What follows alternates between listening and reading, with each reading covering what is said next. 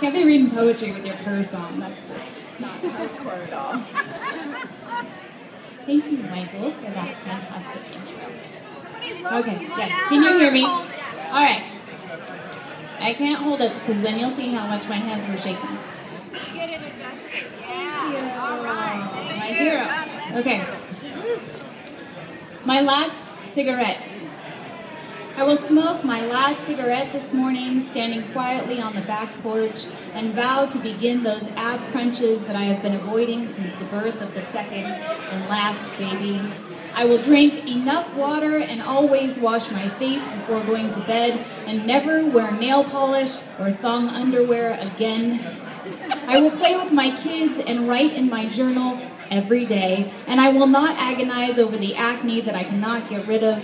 I will fold laundry as soon as it comes out of the dryer. I will check the oil in my car every Saturday and put air in the tires and never let it get below half a tank of gas. I will pay all of my bills before they're due. Remember to return videos. You could see how long ago this poem was written. Remember to return videos and record in my checkbook every time I use my ATM card.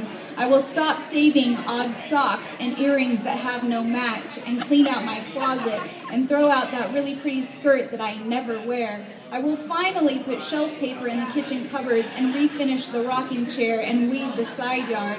I will wake up at 6 every morning and go to bed at 10 every night, no matter how messy the house or what's on TV. These are the easy things. I will start here. I will smoke my last cigarette this morning.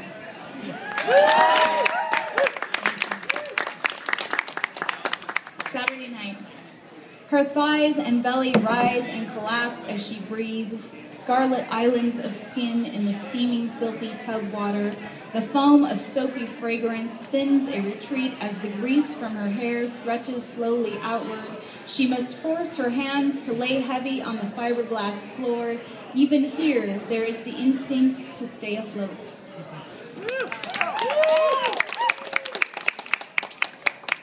10 years ago, when my husband and I were married, he said, instead of a baby, honey, how about a vacation? And so next week he's finally taking me on that vacation.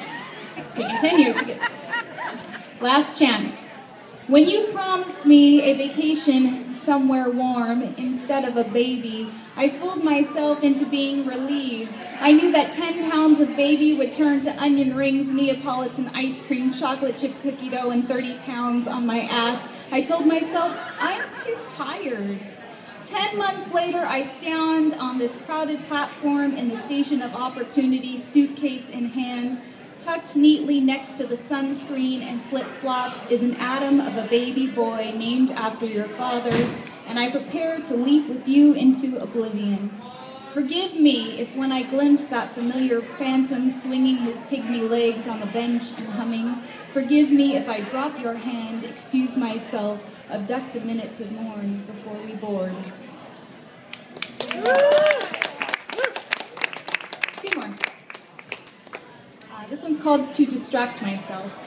To distract myself from the RNC that you are watching so loudly on your iPad without your headphones, I read an online poetry zine and soar into full round orange moons and heartbreak, into sheepdogs bounding across snowy fields or darting across traffic on busy city streets.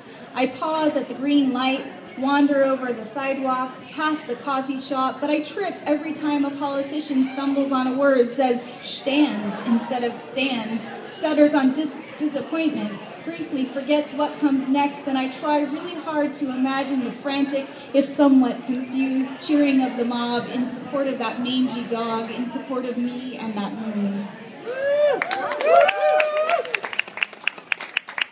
Last one. This one's called Proletariat. A frost creeps in at the corners, thickens, slows the soup of our souls. We spend our salaries on dress, disguise our apathy, and I have never slammed my fist for freedom, for a just cause, have never stood, shaken my fist for anything sacred. Certainties assemble in this dense hesitation. Fear freezes, intention, icicles form on your face, and here I am trying to tend the fire.